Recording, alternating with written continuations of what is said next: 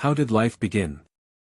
How did non-living chemicals transform into a structured, information-driven system capable of replication, metabolism, and organization? Today, we dive into one of science's most perplexing questions, the origin of life. Despite decades of research, no known natural process has been demonstrated to bridge the gap between chemistry and life. For over a century, scientists have sought to explain how life arose from non-living matter. Despite numerous hypotheses, the fundamental problem remains: life is an information-driven system, yet information does not arise from chemistry alone. This presentation, based on X-Ray of Life, Volume 1, lays the foundation for investigating the challenges surrounding the origin of life. Before we ask how life began, we must first ask, what is life? What separates a living system from an inanimate collection of molecules?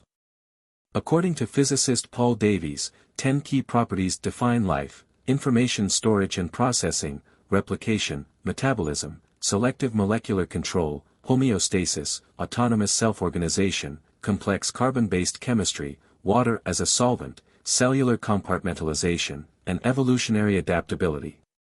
These characteristics reveal that life is not just a collection of molecules, it is an organized, information-driven system. So the real question isn't just where molecules came from, but how they were arranged into a coherent, functional system. According to NASA, life is a self-sustained chemical system capable of undergoing Darwinian evolution. This definition is useful in astrobiology and origins of life research because it focuses on functionality rather than specific chemistry. It implies that life must sustain itself, maintain homeostasis, and be able to evolve over generations. However, this definition raises critical questions: is life purely a chemical system, or does it require an information processing framework? Does evolution alone explain the origin of self-replicating systems? What about non-material aspects of biological organization, such as encoded instructions? While this definition is useful for classifying life, it does not explain how life emerged or where its information came from. If life is fundamentally driven by encoded instructions, is it enough to think of it as just chemistry? For over a century, scientists have attempted to uncover how life could have emerged from non-living matter. Despite these discoveries, a major gap remains: no experiment has demonstrated a plausible, step-by-step path from prebiotic chemistry to a self-replicating, functional cell. So, while we've learned much about organic chemistry, we still have no working model for life's emergence.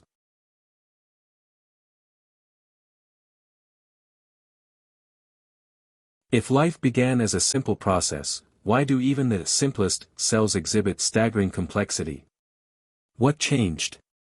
The deeper we look into the cell, the more engineering we find. Back in the 1800s, Charles Darwin imagined life starting in a warm little pond where chemicals mixed into simple critters. Scientists then saw cells as simple blobs. Spoiler: we now know they're mind-blowingly complex. In a letter to his friend J.D. Hooker, Darwin wrote in 1871, "But if, and oh what a big if, we could conceive in some warm little pond with all sorts of ammonia and phosphoric salts, light, heat, electricity present, that a protein compound was chemically formed, ready to undergo still more complex changes." Although Darwin refrained from further public statements on how life may have appeared, his views established the framework that would lead to numerous attempts to explain the origin of life by introducing principles of historical explanation. In the 19th century, many scientists assumed that life could have originated from extremely simple, structureless organisms. One of the most influential figures in this view was Ernst Haeckel. He claimed that the simplest organisms, which he called Monera, were nothing more than structureless bits of protoplasm capable of vital activities like nutrition, reproduction, and movement. If early scientists expected life to be simple, but every known organism is complex, where did this complexity come from? The first scientific turning point in the investigation of the origin of life came in the 1920s with the formulation of the primordial soup hypothesis, particularly through the work of Alexander Oparin and J.B.S. Haldane.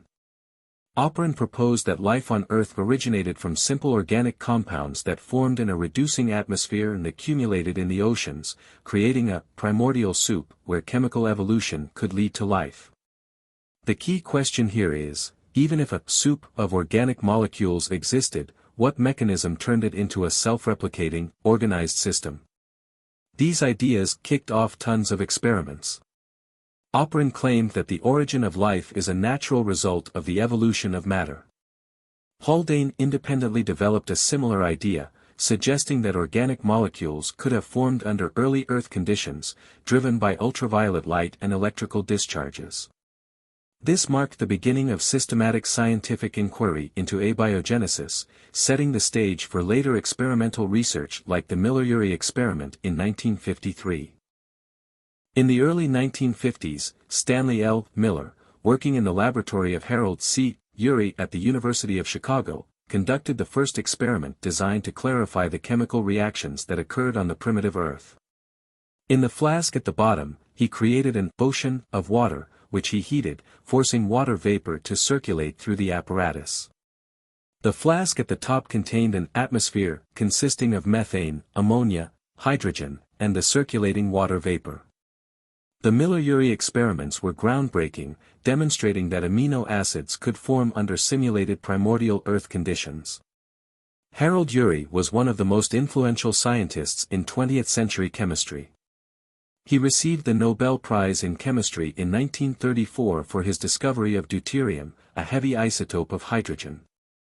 Though best known for this discovery, he also played a pivotal role in abiogenesis research.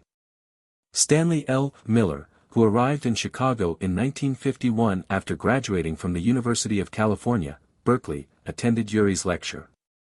Urey suggested that it would be interesting to simulate the proposed reducing conditions of the primitive Earth to test the feasibility of organic compound synthesis. Miller zapped basic gases with electricity and, bam, made amino acids, the building blocks of proteins. This showed life's ingredients could form from scratch, a game-changer for science. But the question remains, if producing amino acids was easy, why has no experiment ever gone beyond this step to assemble the molecular systems required for life? One of the biggest assumptions in early abiogenesis research was that Earth's atmosphere was highly reducing, rich in methane, ammonia, and hydrogen.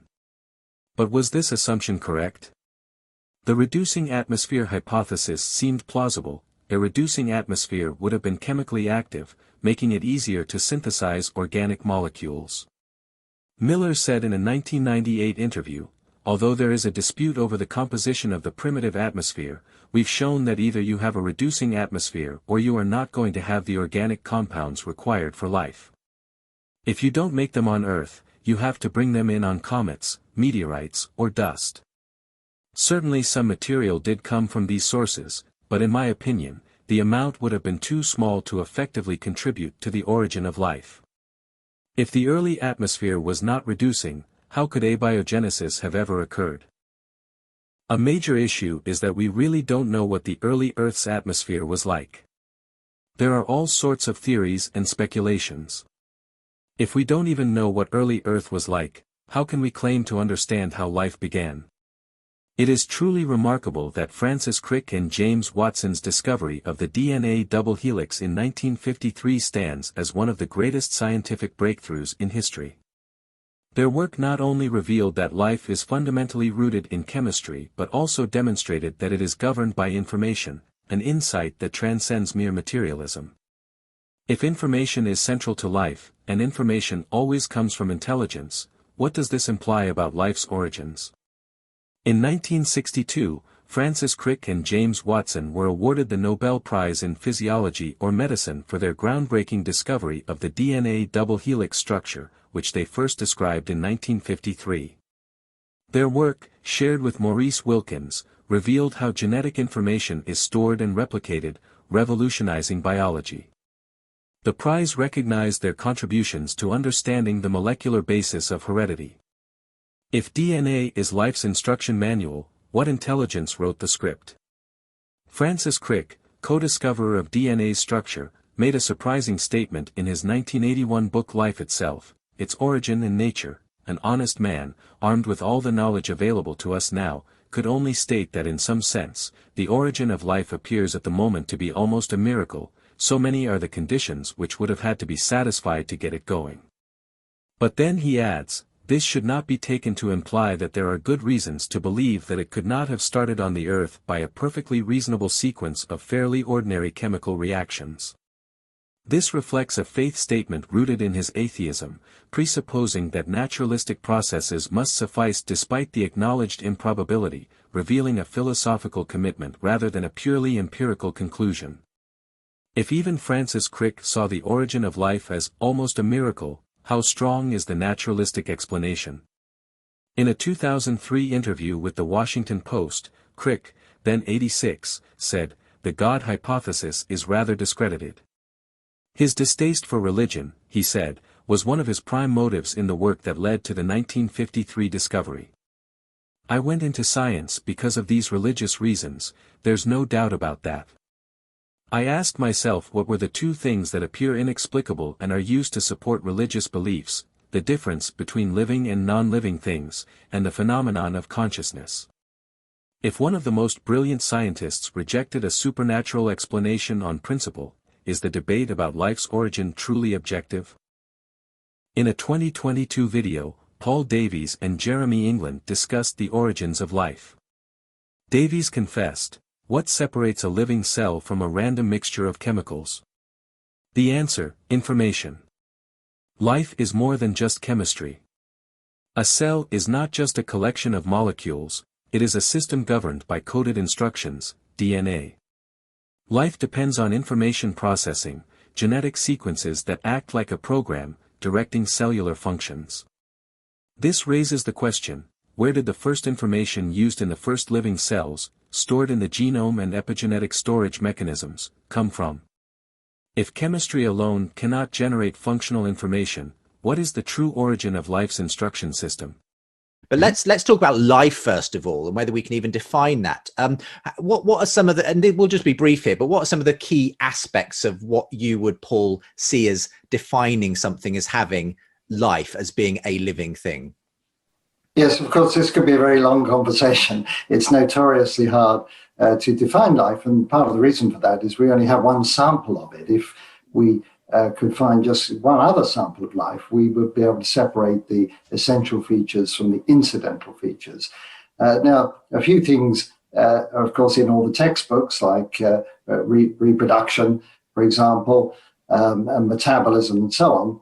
But I like to boil it down at the end of the day to what I prefer to call hardware and software. That life is complex chemistry, of course. I'm sure we'll be talking about that.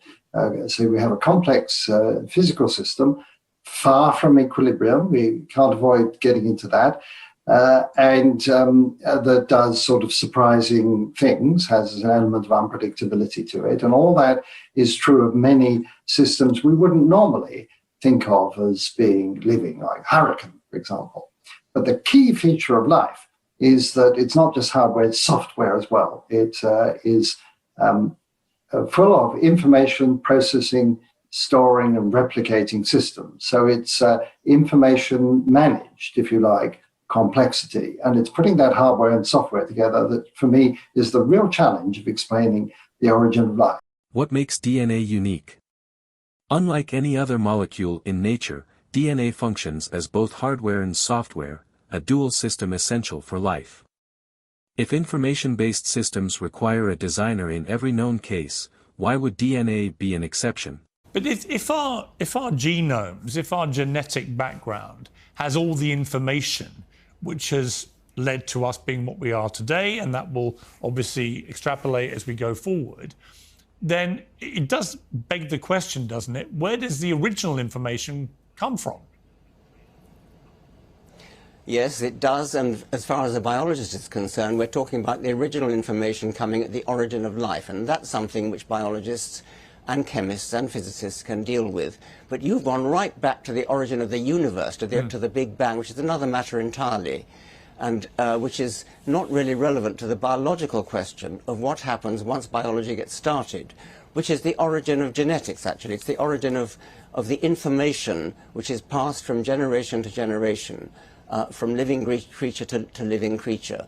That started maybe 3.8, maybe 4 billion years ago. The universe started more like 13.8 billion years ago, which is a much longer time ago, and which is a totally different question, nothing to do with biology. But doesn't code have to have a coder? No, of course it doesn't.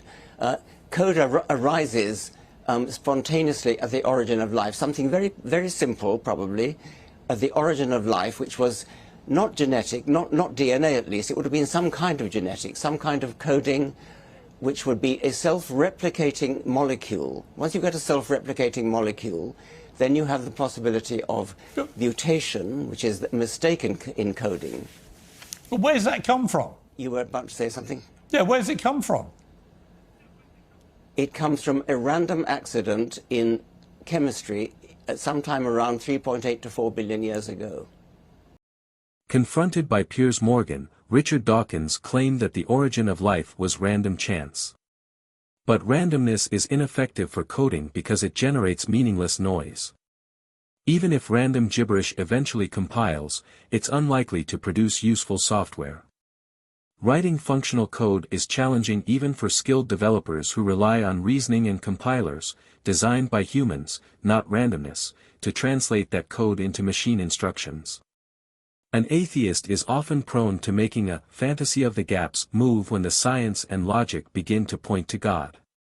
For the fantasy of the gaps move, a person denies what science and logic say and, instead, appeals to various imaginary scenarios that sound scientific but do not map to reality in one or more essential aspects.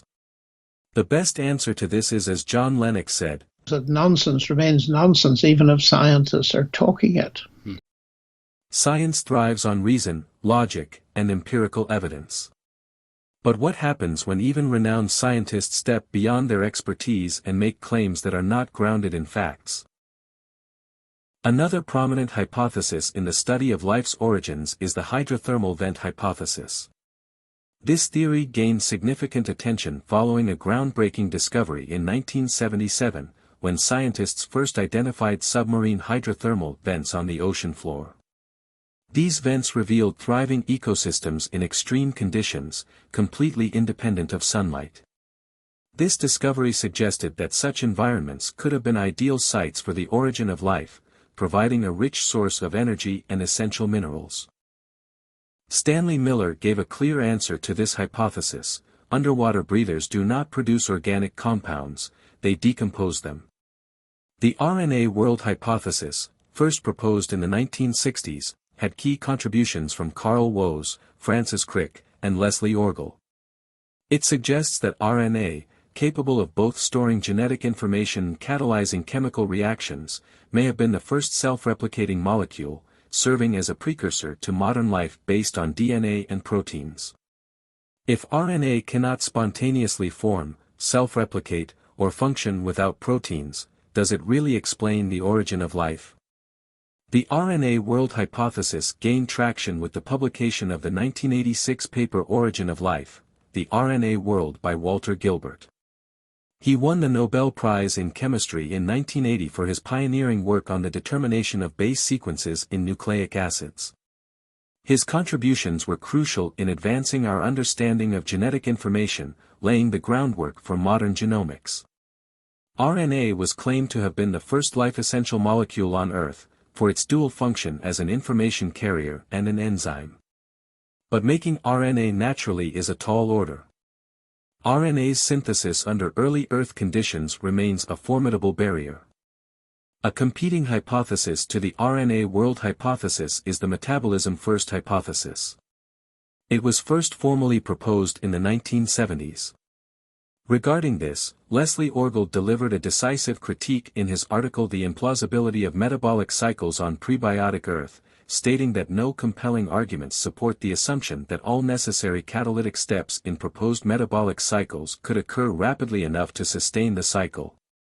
He emphasized that the absence of specific, non-enzymatic catalysts and the lack of demonstrated chemical plausibility make metabolic cycle theories untenable, arguing that they must stand on their own merits rather than merely opposing competing hypotheses. Meet Luca, last universal common ancestor, the supposed great-grandparent of all life today. According to the established narrative, Luca was not the first life but the root of our family tree, equipped with DNA, proteins, and a membrane. It's said to be a window into early cells. The concept of Luca was first proposed in the late 1970s and early 1980s, with significant contributions from scientists like Carl Woese, who used ribosomal RNA sequencing to infer the existence of a common ancestor for all life forms around 1977. In the 1990s, research on Luca advanced with phylogenetic analyses and molecular clock studies. Carl Woese was a microbiologist and biophysicist who discovered the domain archaea, revolutionizing our understanding of life's evolutionary relationships through ribosomal RNA sequencing.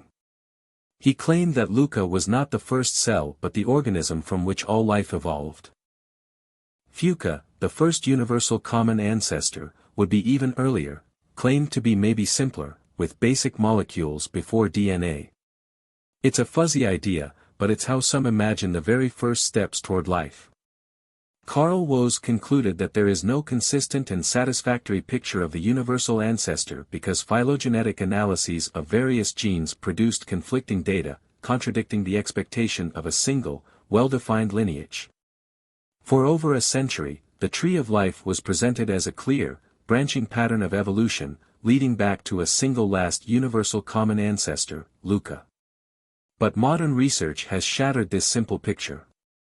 In a 2000 article titled Uprooting the Tree of Life, Ford Doolittle challenged the traditional notion of a single last universal common ancestor.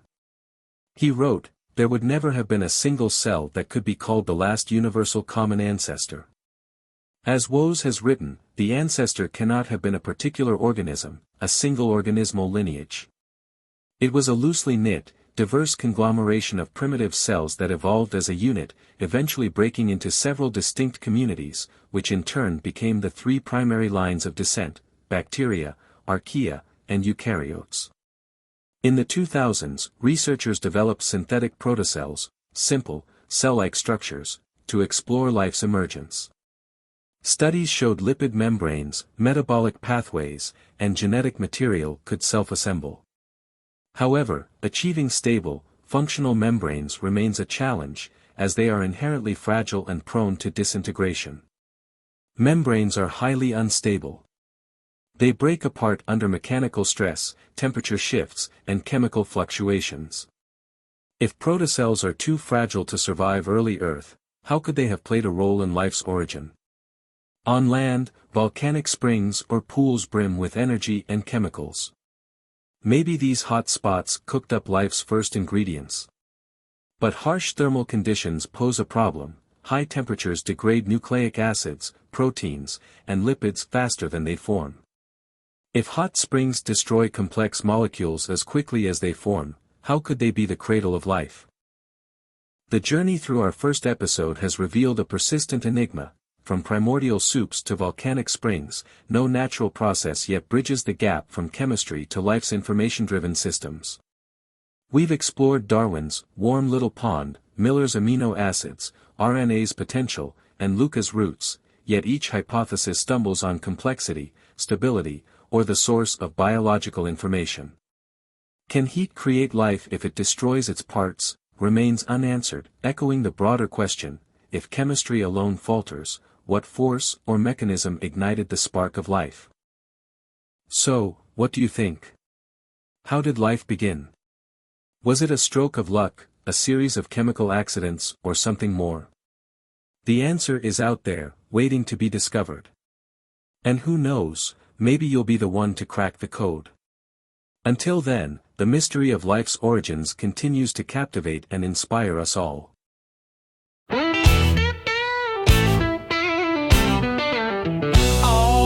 Once upon a time in a warm little pond, some chemicals swirled and they just got along. Lightning struck and poof, DNA was in place, with no coder, no blueprint, just magical grace.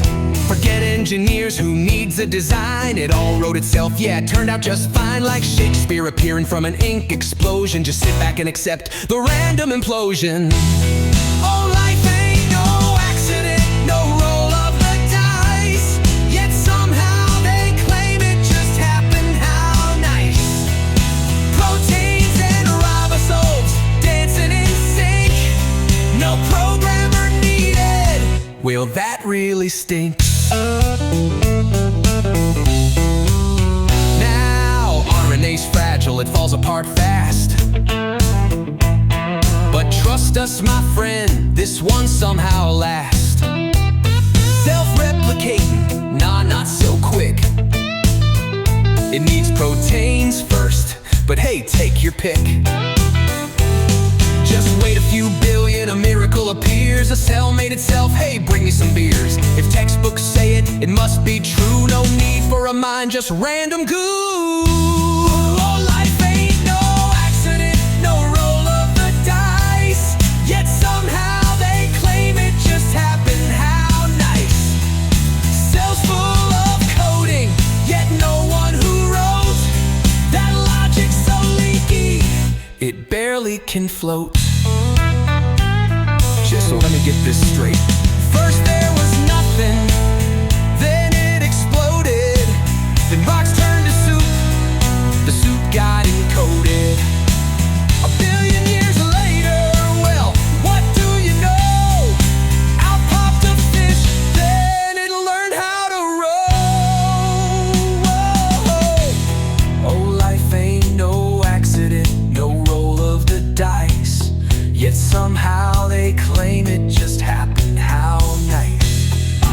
Information comes from a mind, that's a fact. So tell me again, who wrote this contract?